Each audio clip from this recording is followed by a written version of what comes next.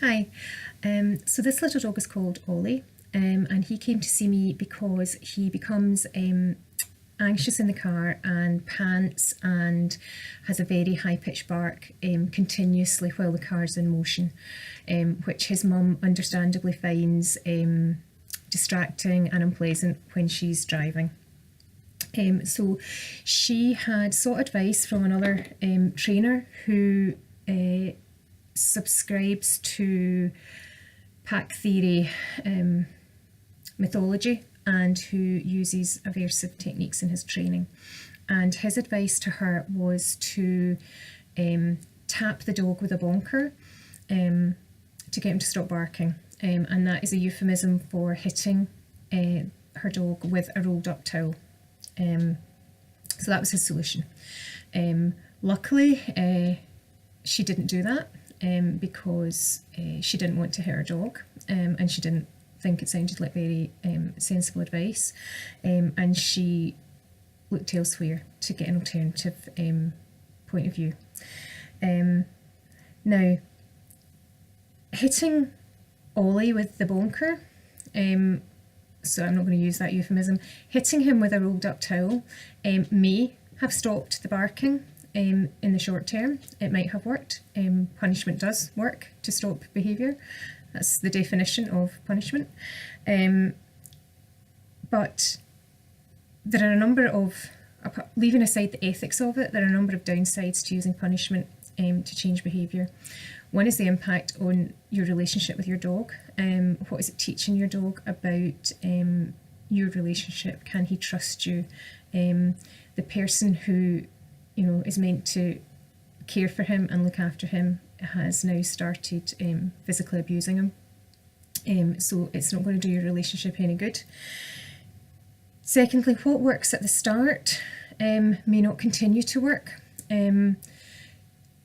So your dog, if we imagine a scale of 1 to 10, a blow at level 2 might work initially to stop the barking, but as time goes on and your dog becomes habituated to that, then what used to work may no longer work. So suddenly a blow at level 2 may not work, so you have to up the ante to level 3 and then level 4, and so on. So the risk is when you start with relatively low level punishment, are you opening the door to more abusive, higher level punishment further down the track? Our behaviour of punishing our dog is reinforced if it works. So we punish the dog's aberrant or annoying behaviour stops.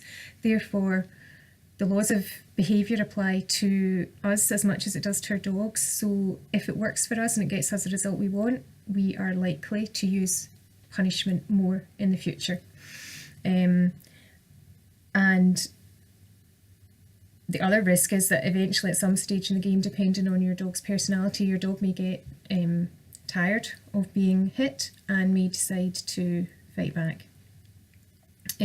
So lots and lots of reasons not to use punishment to stop, to change behaviour.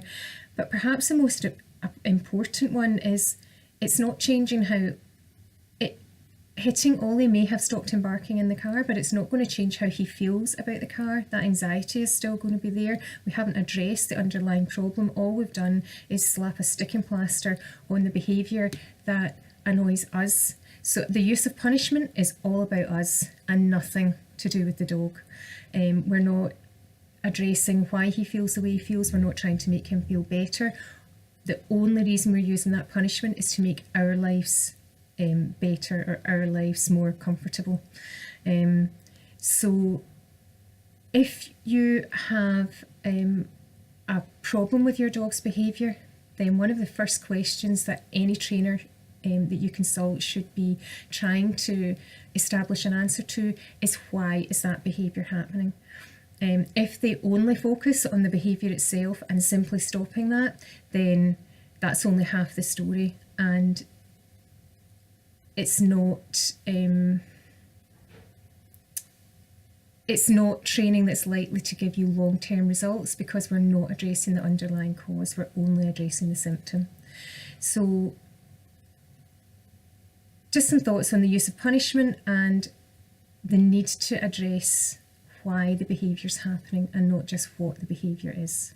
Thanks. Any questions, sorry, pop them below, we can have a chat. And as always, thank you very much for watching. Bye.